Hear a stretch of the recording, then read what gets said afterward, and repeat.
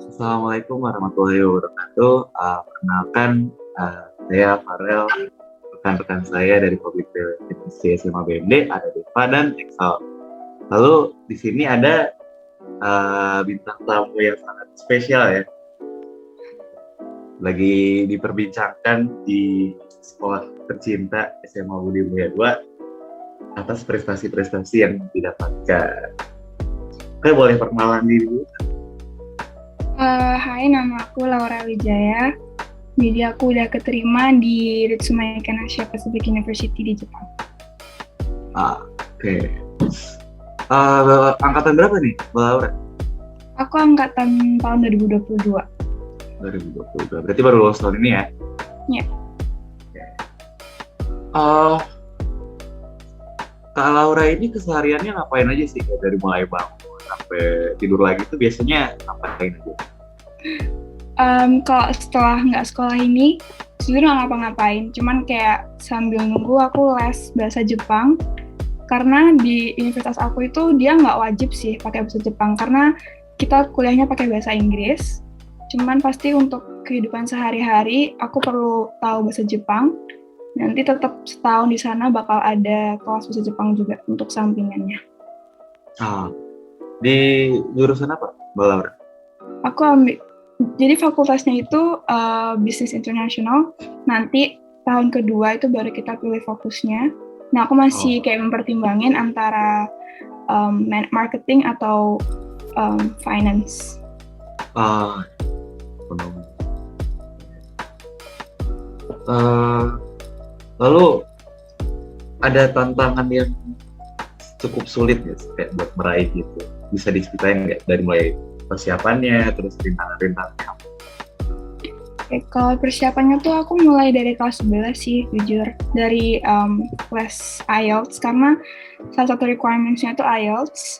Terus setelah itu, nanti aku kayak banyak-banyak research, apa aja sih yang diperluin. Terus kalau misalkan tulis esai, apa aja yang harus aku include di esainya. Terus poin-poin apa aja. Terus yang susah dari esai itu adalah dimana kita dimaksimalin 200 kata, sedangkan pertanyaan ada 3. Jadi kita harus jabarin 3-3-nya gitu loh.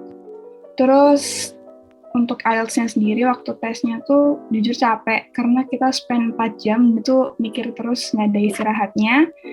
Itu capek. Terus kalau selama proses pendaftarannya paling kita harus ngejar-ngejar guru untuk bantuin kita sih, karena kalau nggak gitu kita bakal kewalahan sendiri. Kalau aku sih itu aja sih kesusahannya kayaknya. Buat esainya tuh yang diisi apa aja tuh? Jadi ada 3 esai. Yang pertama tuh tentang perkenalan diri kita tuh kayak gimana. Kita kayak ngasih tahu kita tuh kayak gimana orangnya. Terus yang kedua tuh future planning kita. Nanti setelah kalian kuliah, aku kuliah di sana, aku mau ngapain, bikin bisnis sendiri kah? Atau kerja di tempat lain kah? Gitu. Terus yang ketiga itu kita jelasin tentang kekurangan kita dan kelebihan kita. Sedangkan menurut aku itu agak susah ya untuk mencari kelebihan dan kekurangan kita sendiri tuh kadang-kadang malah susah gitu. Kita harus tanya orang-orang lain, menurut mereka kita orangnya kayak gimana. Gitu. Isi esainya gitu ya. Deva ada mau ditanya nih? Ya, motivasinya apa sih untuk bisa kuliah gitu di Jepang gitu? Ada nggak? Aku dari dulu tuh kayak nggak kepikiran buat kuliah di Indonesia gitu loh. Jadi selalu cari-cari universitas yang kira-kiranya cocok sama aku.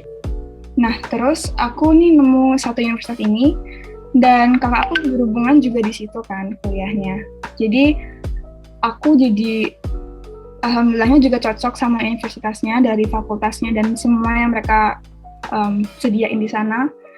Jadi untuk itu aku pilih di sana karena experience yang kita bisa dapetin di sana tuh banyak banget yang nggak bisa dapetin di Indonesia. Kayak misalkan part-time job, itu walaupun ada, cuman mungkin susah ya di Indonesia. Dengan sana tuh banyak banget pilihannya dan kalau misalkan gajinya tuh cukup banget untuk kehidupan sehari-hari di sana, jadi bisa ngangenin orang tua juga. Terus kayak di universitas ini tuh aku bisa bertemu dari banyak anak-anak dari berbagai negara karena ini emang international university ya, jadi ada yang dari Korea lah, Thailand, Vietnam, bahkan ada yang dari exchange kayak dari UK. Jadi kalau aku sendiri pengen jadi businesswoman, so nanti aku perlu membuat koneksi, networking, cari pertemanan dan experience yang bakal sangat berguna nanti buat aku ke depannya. Oh iya, jadi relasi juga penting ya. Iya. Businesswoman. Oh ya, kalau nggak salah ada yang sekolah di Jepang juga ya, Mbak Keisha? Iya. Iya, Apa? gitu kan. Dia Tapi bantuin banyak aku revisi esai juga. Iya. Oh, jadi banyak yang direvisi juga ya, biasanya nggak bisa sekali jadi gitu ya? Nggak bisa, karena bahkan dari opininya Miss Arum sama Mbak Keisha itu beda. Jadi aku merevisinya harus cepat gitu. Ya, betul. Ya. Mbak Laura ini kalau misal belajar gitu, kan banyak nih anak-anak kayak males nih mau belajar, susah, udah keburu jenuh duluan. Kalau Mbak Laura ini punya cara buat belajar sendiri nggak biar nyaman, mau baca terus atau ngerjain terus? Itu ya ada bisa? niatan gitu lah buat belajar kan, kadang nggak, ya banyak kan. Aku selama SMA tuh dibilang belajar rajin banget sih enggak, cuman aku kayak seminggu sekali tuh ada les yang emang keperluan aku, kayak les privat aja sih untuk ngejar-ngejar PR atau tugas-tugas atau apa materi yang aku belum tahu.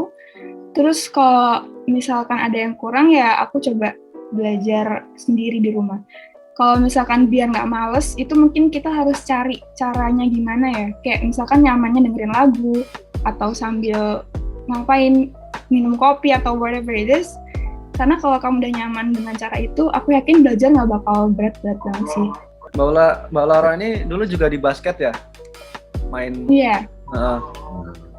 Itu, ya gimana itu? Kok bisa basket gitu? Aku mulai basket pertama kali banget tuh SD, terus mulai fokus dapat kesempatan untuk ikut ke Jurnas itu SMP kelas 1. Terus semenjak itu jadi lumayan intens latihannya. Terus mulai SMA tuh karena kalau sertifikat untuk daftar kuliah juga itu tuh hanya bisa dipakai yang SMA aja. Nah itu aku waktu itu nyerahin yang ikut Porda, itu dapat juara 2 alhamdulillah. Terus kayak lomba-lomba lain itu tuh kepake banget di esai juga itu kepake, sertifikat waktu wawancara pun kalian bakal ditanyain juga. Jadi misalkan kalau aku bisa basket walaupun emang sibuk ya latihannya, kalau misalkan teman-teman yang lainnya punya talent lain itu bakal kepake banget pada daftar kuliah gitu sih. Apalagi ya? Oke, jadi kuliah ini juga ada prestasi gitu ya, apa bisa jadi ada manfaatnya juga itu, bisa ke bawah ya buat esai. Ya, Mbak Laura ini punya hobi gitu nggak sih, kayak di samping kesibukan universitas itu ada hobi tersendiri juga? Sebenarnya aku tuh kayak nggak punya spesifik hobi ya, cuman aku enjoy namanya olahraga kayak basket. Terus dari kecil dikenalin orang tua aku sama golf, jadi ya seminggu sekali lah minimal aku golf sama keluarga aku gitu. Terus I love listening to music sama nonton film. Terus sih kalau sama ini juga kebetulan Deva juga ya, kebetulan saya juga golf. Ikut Porda Bantul. Sumpah aku aslinya ikut Bantul juga. Oh ya. Iya, tapi gara-gara aku ikut Pordanya basket Sleman, jadi nggak bisa ngedouble. Oh iya.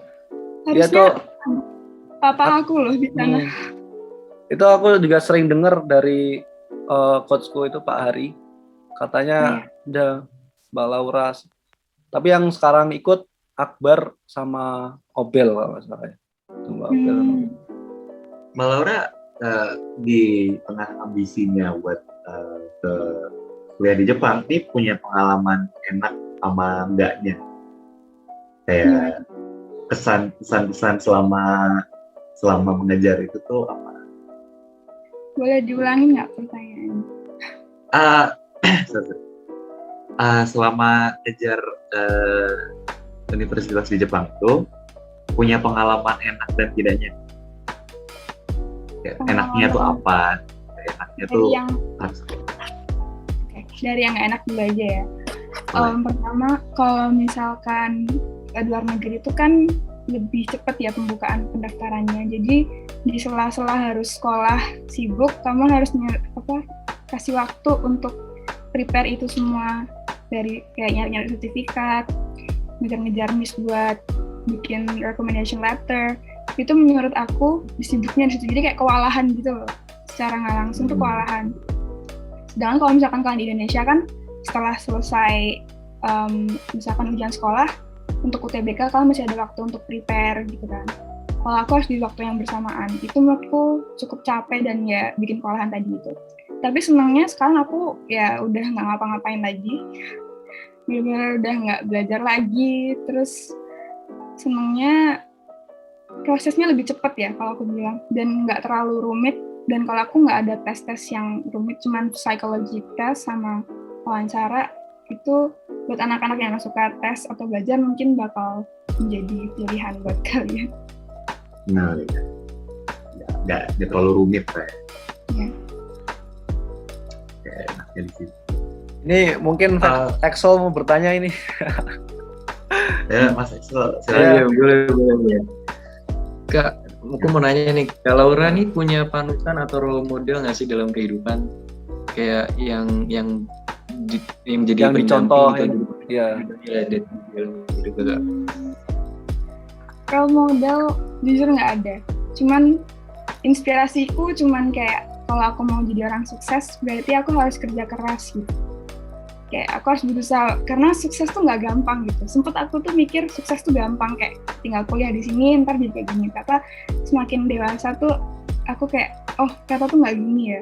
Ya prosesnya panjang dan butuh kerja keras. Itu aja sih yang jadi motivasi aku selama ini. Oke, benar. Emang pendewasaan diri itu membentuk pola pikir yang baik dan bisa dipakai ini ya untuk cara misalkan kalau ada masalah apa kita bisa selesaiin gitu. Iya, problem solving. Pengalaman sekolah di BMD gimana? Laura? Laura ini di BMD dari kapan ya? SMP? Dari SD.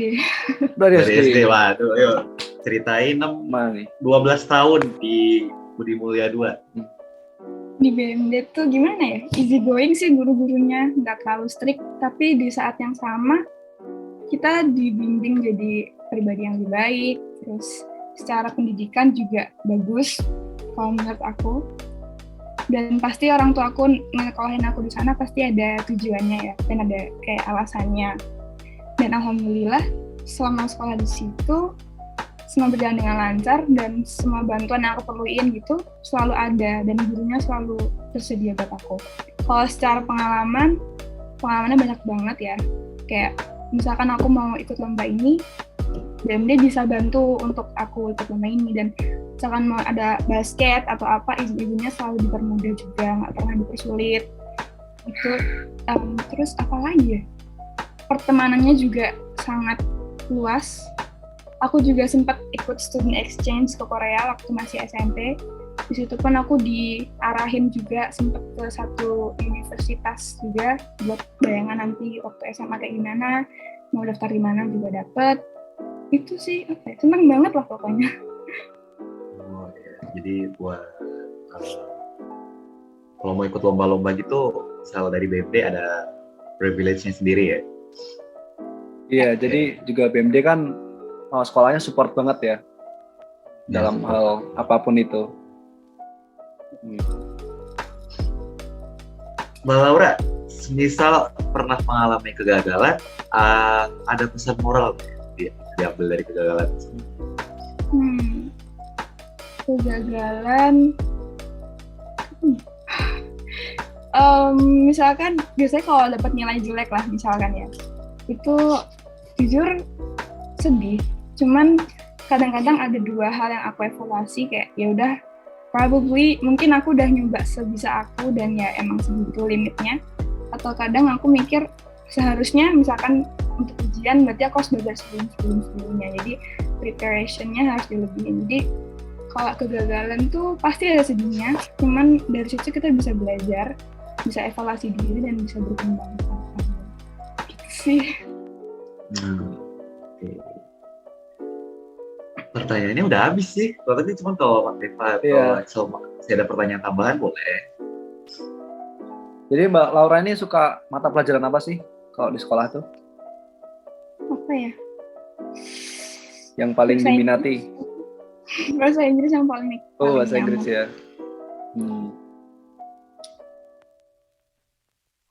Kalian ada yang mau kuliah luar negeri nggak ya? Ada sih. Aku tadinya pengen. Ya kalau bisa kuliah Masih di nyari niatnya kalau. Ya. Kalau saya rencana di Singapura, manajemen bisnis. Karena di sana katanya paling ya lumayan bagus ya. Betul. Ekonomi juga. Gitu. Ya kalau boleh tahu itu di daerah mana sih Jepangnya? Universitasnya? Kalau kalian tahu Fukuoka, di sekitar situ ada kayak daerah namanya Oita, dan dalam Oita tuh ada Beppo. Jadi kayak kota kecil banget di Jepang. Tempatnya cukup friendly untuk anak-anak kuliah karena biaya hidup di sana juga nggak semahal di Tokyo, dan daerahnya sedikit di atas, bukan pegunungan ya, kayak cukup tinggi jadi dan deket, walaupun dia deket sama laut, cuman dia di daratan yang cukup tinggi, jadi nggak usah khawatir kalau ya jangan sampailah kalau ada tsunami atau apa, masih aman insya Allah. Pastinya Mbak Laura udah research soal biaya hidup di Jepang ya. Nah, itu di kisaran berapa? Di berapa ya? Kalau misalkan ngomongin per bulannya, kemungkinan tuh untuk kalau misalkan nanti aku udah pindah ke apartemen sendiri ya, itu mungkin 30 juta itu untuk bayar air, apartemen, gas, dan kebutuhan rumah lainnya, dan juga bayar sekolah itu juga termasuk di situ. Karena aku dapat beasiswa, jadi tiap orang pasti beda-beda ya kebutuhannya. Cuman aku kira-kira segitu. Terus nanti sisa lainnya ya bisa buat kehidupan sehari-hari, makan dan yang lain-lainnya sih. 30 juta per bulan. Kalau boleh tahu beasiswanya full atau setengah? Aku dapat 80%. Wah, mantap. 80% gede juga itu. Gede. Lumayan. Anyway, congratulations Mbak Laura. Ya, selamat Gimana? ya. Selamat. Udah Thank you. terima di Universitas Jepang. Kak, aku mau nanya nih Kak, depannya, kira-kira ya, rencana kedepannya masih mau kuliah sampai S3 di Jepang atau mau pindah ke negara lain atau mau pindah ke Indo lagi nih Kak? Aku sih pengennya ntar setelah lulus tuh pengen coba kerja dulu mungkin di Jepang bentar, habis itu nanti pengen lanjut S2 entah di mana. Cuman aku pengen banget dari dulu tuh pengen banget kuliah di Australia, so kalau bisa ya semoga bisa di sana. Amin. Amin, amin. Oke, mungkin segitu dulu Iya. buat podcast kita malam ini. Anyway, Terima kasih congratulations banyak. buat Mbak Laura ya, Iya. udah terima. Thank you juga udah menyisihkan waktu buat acara malam ini ya. Oke. Iya, dari aku. Ya. Semoga kedepannya lancar lah. Semoga lancar semua Kak. Ya, Makasih Kak. Lancar ya. Semangat sekolahnya.